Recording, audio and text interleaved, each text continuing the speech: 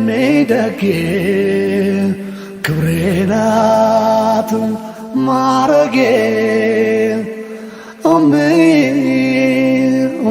ሽታ አንቺ ያላህ ስጦታ። አሰላሙ አለይኩም ወራህመቱላሂ ወበረካቱሁ። ውድና የተከበራችሁ የሆዚ ቤተሰቦች ውድ ቤተሰቦቼ እንደምናችሁልኝ ሰላም ናችሁ? ከኔ ጋር አልሐምዱሊላህ ረቢል ዓለሚን ሁሉ ሰላም ነው። ከናንተስ በያላችሁበት የዓለም ዳርቻ ሰላማችሁ ይብዛልኝ እያልኩ ዛሬም በክፍል 11 የነቢያትን ታሪክ መጥቻለሁ። ለምታበረታቱ በሙሉ ጀዛኩሙላሁ ኸይረን ምስጋና ከልብ ነው። የውመል ፈጃጅር ወይም የአመፅ ቀን ተባለ። የአላህ መልእክተኛ ሰለላሁ ዐለይሂ ወሰለም እንዲህ ሲሉ ተናግረዋል። በዚያ ጦርነት ላይ ለአጎቶቼ ቀስት እየሰበሰብኩ አቀብል ነበር። ያኔ የ14 ወይም የ15 ዓመት ልጅ እንደነበሩ ከፊል ዘገባዎች ያመለክታሉ። ሌሎቹ ደግሞ የ20 ዓመት ልጅ መሆናቸውን ዘግበዋል። የመጀመሪያው ሐሳብ ሚዛን ያደፋል። ምክንያቱም በጦርነቱ ወቅት የነበራቸው ሚና ቀስት እየሰበሰቡ ማቀበል መሆኑ ልጅ እግር እንደነበሩ ያመለክታል። ይህ ተሳትፎ ከልጅነታቸው ጀግንነትን እንዲማሩና የውጊያ ልምድ እንዲቀስሙ አደረጋቸው። ይህ ጦርነት እንደ ሌሎች የአረብ ጦርነቶች ሁሉ በእምነት ምክንያት የተነሳ ነው። ከዚያም የዘረኝነት እሳት አቀጣጠለው። የኢስላም ብርሃን ልቦናዎቻቸው አስማምቶ ይሁን ጥመት እስኪያስወግድላቸው ድረስ እንደዚሁ ነበሩ። ቁረይሾች ከፈጃጅር ጦርነት እንዴት ተመለሰ ፈዱል ለተባለው ስምምነት ለማድረግ ተጠራሩ። ስምምነቱ ከቁረይሽ ባላባቶች መካከል አንዱ በነበረው በጀዲአን ቢን ተይሚ ቤት ውስጥ ተፈጸመ። የስምምነቱ ይዘት መካ ውስጥ ተበድሎ ያገኙትን ማንኛውም ሰው የከተማ ነዋሪ ይሁን አይሁን ከጎኑ ቆመው በደሉን ለማካካስ የተስማሙበት ነበር። የአላህ መልእክተኛም ሰለላሁ ዐለይሂ ወሰለም ከአጎታቸው ጋር በመሆን በስምምነቱ ላይ ተሳትፈዋል። አላህ በመልእክተኝነት ከላካቸው በኋላ እንዲህ ሲሉ ተደምጠዋል። በአብደላህ ኢብን ጀዲአን ቤት ውስጥ በተደረገ ስምምነት ላይ ተገኝቻለሁ። ከዚያ ሳልገኝ ቀርቼ በልዋጩ ቀይ ግመል ቢሰጠኝ የምመርጥ አይደለሁ። በእስልምና ውስጥ ሆኜም ወደዚያ ስምምነት ብጋበዝ ግብዣውን እቀበላለሁ። ምክንያቱም እርሳቸው የተላኩት መልካም ስነ ምግባራችን ለማሟላት ነው። የስምምነቱ ይዘትም የመልካም ስነ ምግባር አካል ነው። ኢስላም የስምምነቱን አብይ ይዘት ያጸድቃል። ይህ ስምምነት በርካታ ሰዎችን ከበደል ታድጓል። ከሂልፋል ፈዱል ስምምነት ከምናገኛቸው ትምህርቶች መካከል ዋነኛው ከተበዳይ ጎን መቆምና በደሉን ማካካስ ነው። ውድ አንባቢያናችን በዚህ ረገድ የሚወሳ የግል ተመክሮ አለን። እመተ ኸዲጃን ማግባታቸው ኢብን ሂሻም እንደዘገቡት ኸዲጃ ረዲየላሁ ዐንሃ ማህበረሰባዊ ክብርና ሀብት የነበራት ነጋዴ እንስት ናት።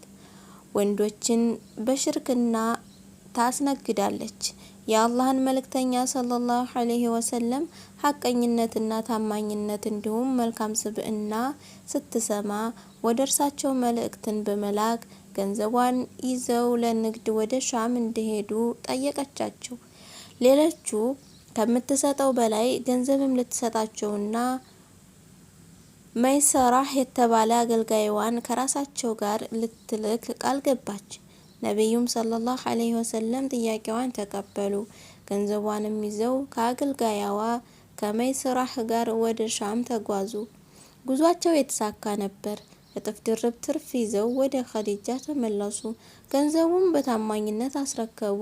መይሰራህ የነቢዩን ሰለላሁ ዐለይሂ ወሰለም መልካም ስብዕናና ውብ ባህሪ ሲያይ ልቦናው በአድናቆትና በክብር ተሞላ። ያየውን ለኸዲጃ አወጋት። እርሷም በነቢዩ ሰለላሁ ዐለይሂ ወሰለም ታማኝነት ተደነቀች። በእርሳቸው ሰበብ ያገኘችው በረከትም ሳያስገርማት አልቀረም። ይህ ሁኔታ ለጋብቻ እንድትጠይቃቸው አነሳሳት። ሀሳቧን አቀረበችላቸው። እርሳቸውም ተቀበሏት። አጎቷን አምር ኢብን አሰድን በአጎታቸው በአቡ ጣሊብ በኩል አስጠየቁ። አቡ ጣሊብ የጋብቻ ጥያቄውን ያቀረቡት በሚከተለው ንግግር ነበር። የኢብራሂም ዝርያ፣ የቤቱ ጠባቂ፣ የሐጃጆች አገልጋይ ላደረገን አምላክ ምስጋና ይድረሰው። ይህ የወንድሜ ልጅ ሙሐመድ በገንዘብ በኩል ድሃ ቢሆንም በመልካም ስብዕናና በአስተዋይነት ከየትኛውም ወንድ ሚዛን ያደፋል። ገንዘብ ደግሞ አላፊና ጠፊ ነገር ነው። ከዚህ በተጨማሪም ሙሐመድ የታላቅ እድል ያለው ሰው ነው። ልቅናችሁን በመሻትም ኸዲጃን ለጋብቻ ጠይቋታል። ይህን ያህል ጥሎሽም ይጥላል። የኸዲጃ ቤተሰቦች ተስማሙ። ጋብቻውም ተፈጸመ። ያኔ የእርሳቸው ዕድሜ 25 ዓመት ሲሆን የእርሷ ደግሞ 40 ዓመት ነበር። ኸዲጃ እርሳቸውን ከማግባቷ በፊት 2 ባሎችን አግብታ ፈታለች። መሰረት አልባ ሂስ ነቢዩ ሰለላሁ ዐለይሂ ወሰለም ከኸዲጃ ረዲየላሁ ዐንሃ ጋር ያደረጉት ጋብቻ ለስጋዊ ሀሴት ብዙም ትኩረት የማይሰጡ እንደነበሩ ያመለክታል። እንደ ሌሎቹ የእድሜ እኩዮቻቸው ወጣቶች ስጋዊ ደስታን የሚሹ ቢሆን ኖሮ በእድሜ ከእርሳቸው የምታንስ ቢያንስ የእድሜ እኩያቸውን ያገቡ ነበር። እርሷን ለማግባት የወሰኑት ክብሯንና መልካም ስብዕናዋን ተመልክተው ነበር። በዘመነ መሀይምነት ንጽህና ከአጓጉል ድርጊት የተጠበቀች እንደነበረች ተመስክሮላታል። የአንተም የትዳር ጓደኛ ምርጫ የነቢይህን አርአያነት እየተከተለ ይሁን።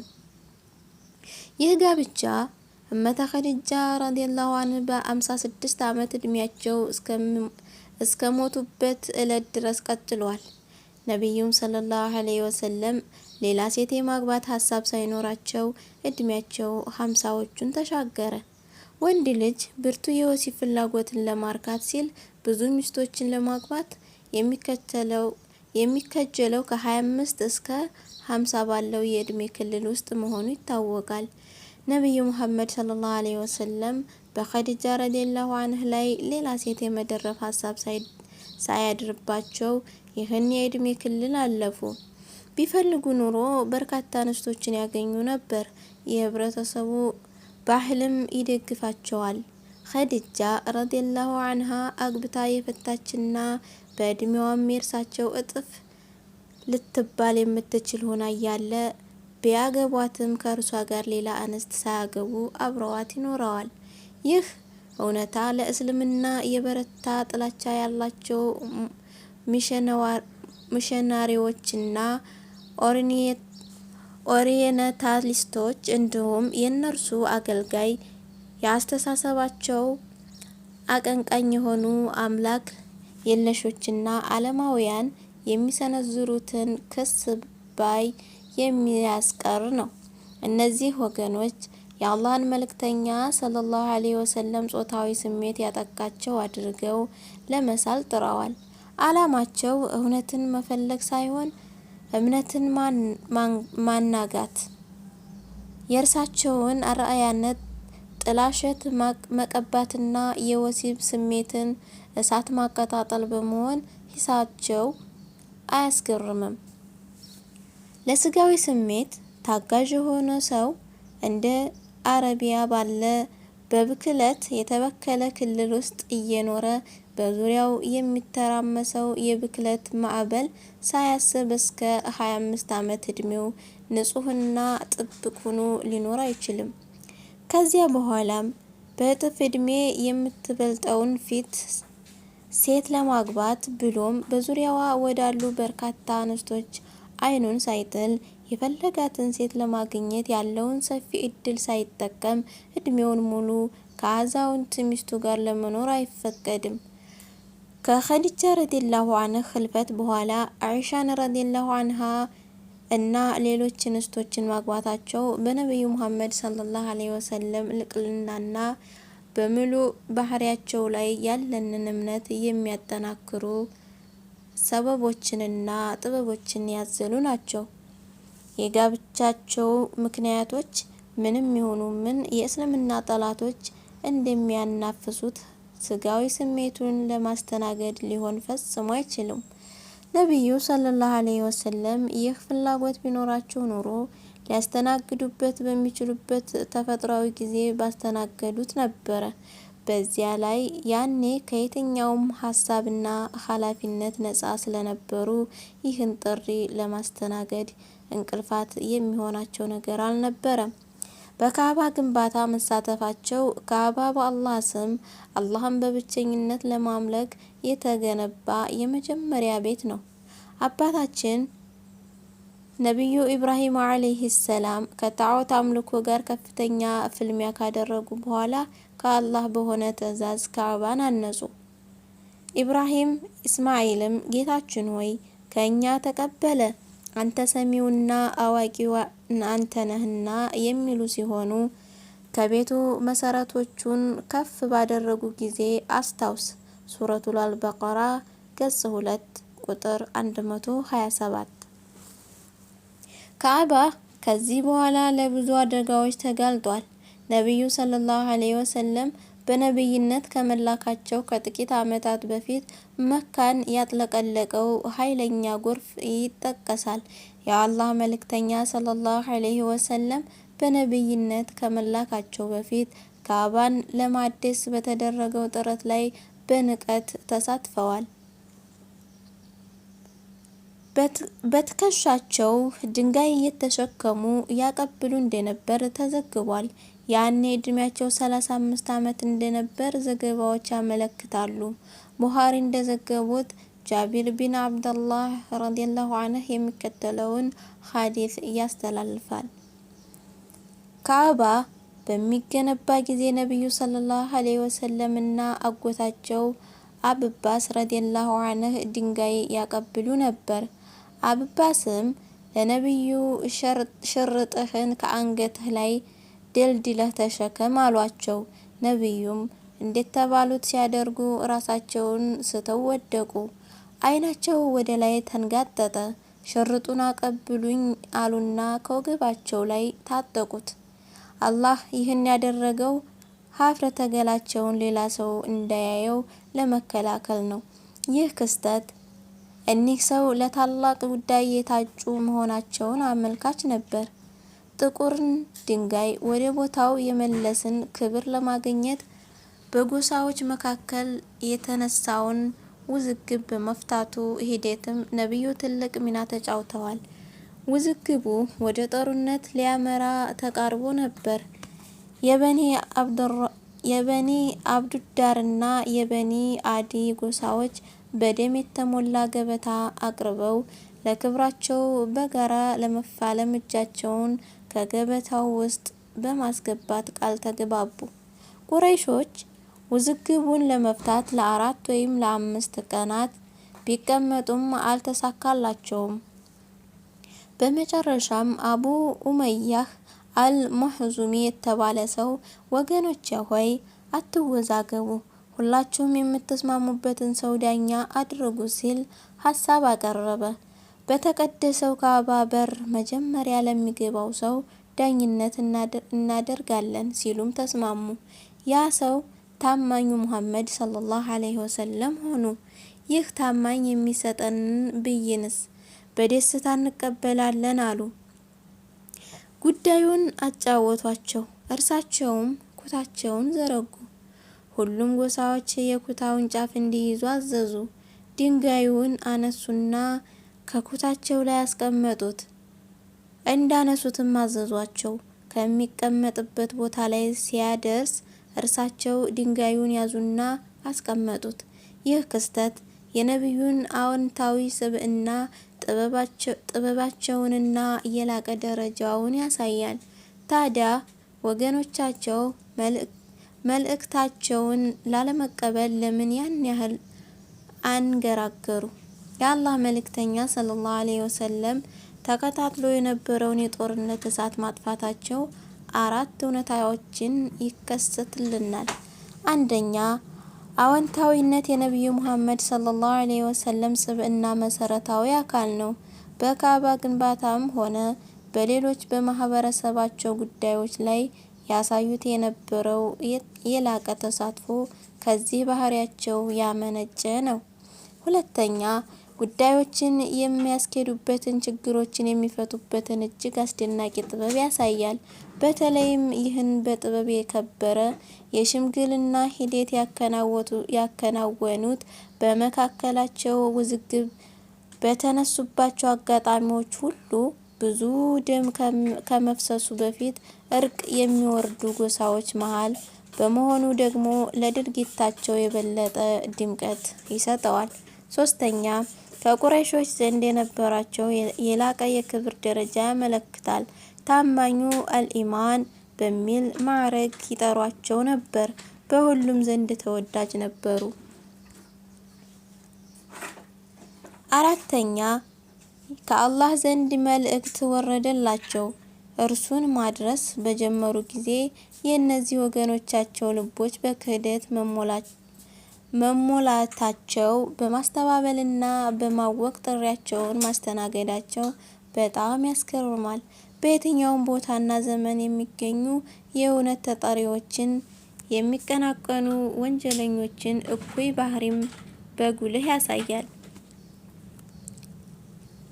የነቢዩ ሙሐመድ የጥሪውን ለማኮላሸት ጥቅም ላይ የዋሉ ልዩ ልዩ ስልቶች። ቁረይሾች ሙሐመድን ሰለላሁ ዐለይሂ ወሰለም ማስዋሸታቸውና ችላ ማለታቸው ከዳዕዋው እንደማይነቀንቀው ሲያዩ በድጋሚ ቆም ብለው ማሰብ ጀመሩ። ይህንን ዳዕዋ ለማቆምና ለማኮላሸት የሚረዱ ዘዴዎችንም መረጡ። ይህም እንደሚከተለው ይቀርባል። አንደኛ፣ ማፌዝ፣ ማናናቅ፣ ማላገጥና ማስተባበል። የዚህ ስልት ጠቃሚ ሙስሊሞችን ማዋረድና ውስጣዊ ጥንካሬያቸውን ማዳከም ነበር። ነቢያችንንም ሰለላሁ ዐለይሂ ወሰለም የዘቀጡ ቅጥፈቶችንና የቂል ስድቦችን ሰደቧቸው። እብድ ብለውም ይጠሯቸው ነበር። አንተ ያ በእርሱ ላይ ቁርአን የተወረደለት ሆይ አንተ በእርግጥም እብድ ነህ አሉም። ሱረቱል አልሂጅር ገጽ 15 ቁጥር 6። ደጋሚና ቀጣፊ ይሏቸው ጀመር። በእነርሱ የሆነ አስፈራሪም ስለ መጣላቸው ተደነቁ። ከሃዲዎችም ይህ ድግምተኛ ወይም ጠንቋይ ውሸታም ነው አሉ። ሱረቱ ሷድ ገጽ 38 ቁጥር 4። በጥላቻ እይታና ስሜት ይሸኟቸዋል፣ ይቀበሏቸዋል። እነሆ እነዚያ የካዱት ሰዎች ቁርአኑን በሰሙ ጊዜ በአይኖቻቸው ሊጥሉህ ሊያጠፉህ ይቀርባሉ። እርሱም በእርግጥ እብድ ነው ይላሉ። ሱረቱል ቀለም ገጽ 68 ቁጥር 51። ነቢዩ በደካማ ባልንጀሮቻቸው ተከበው በሚቀመጡ ጊዜ አቀማማጮቹ እነዚህ ናቸው እያሉ ያፌዙባቸው እንደነበረ ቁርአን ሲገልጽ፣ እንደዚህም ከመካከላችን አላህ የለገሳቸው እነዚህ ናቸውን ይሉ ዘንድ ከፊላቸው በከፊሉ መከርን። ሱረቱል አንዓም ገጽ 6 ቁጥር 53። አላህ እንዲህ በማለት ይመልሳል፣ አላህ አመስጋኞችን አዋቂ አይደለምን? ሱረቱል አንዓም ገጽ 6 ቁጥር 53። ሁኔታዎችን አላህ እንዲህ ሲል ተርኮልናል። እነዚያ ያመጹት በእነዚያ ባመኑት በእርግጥ ይስቁ ነበር፣ በእነርሱም ላይ ባለፈ ጊዜ ይጠቃቀሱ ነበር። ወደ ቤተሰቦቻቸውም በተመለሱ ጊዜ በመሳለቃቸው ተደሳቾች ሆነው ይመለሱ ነበር። ባዮቻቸውም ጊዜ እነዚህ በእርግጥ ተሳሳቾች ናቸው ይሉ ነበር። በእነርሱ ላይ ተጠባባቂዎች ተደርገው ያልተላኩ ሲሆኑ ሱረቱል ሙጠፈፊን ቁጥር ከ29 እስከ 33 ገጽ 83 ላይ የኔ ወዶች የዛሬ ቪዲዮ እዚህ ድረስ ይበቃኛል ማለት ነው። በቀጣይ ኢንሻአላህ ክፍል 12 እመጣለሁ። ለምታበረታቱ በሙሉ ጀዛኩሙላሁ ኸይረን ከልብ ነው ማመሰግነው። አህባቢ ሀገራችንን ሰላም ያድርግልን፣ ሰላም፣ ፍቅር፣ አንድነትን ያምጣልን። ሰላም ለሰው ዘር በሙሉ እያልኩኝ እኔ ከወዲሁ እሰናበታችኋለሁ። መልካም ቀን ከነምሽቱ ከናዳሩ ተመኘውላችሁ። ሰላም አለይኩም ወራህመቱላሂ ወበረካቱ። ኡሜ ደጌ ክብሬ ናት ማረጌ ኡሜ ሽታ አንቺ ያላህ ስጦታ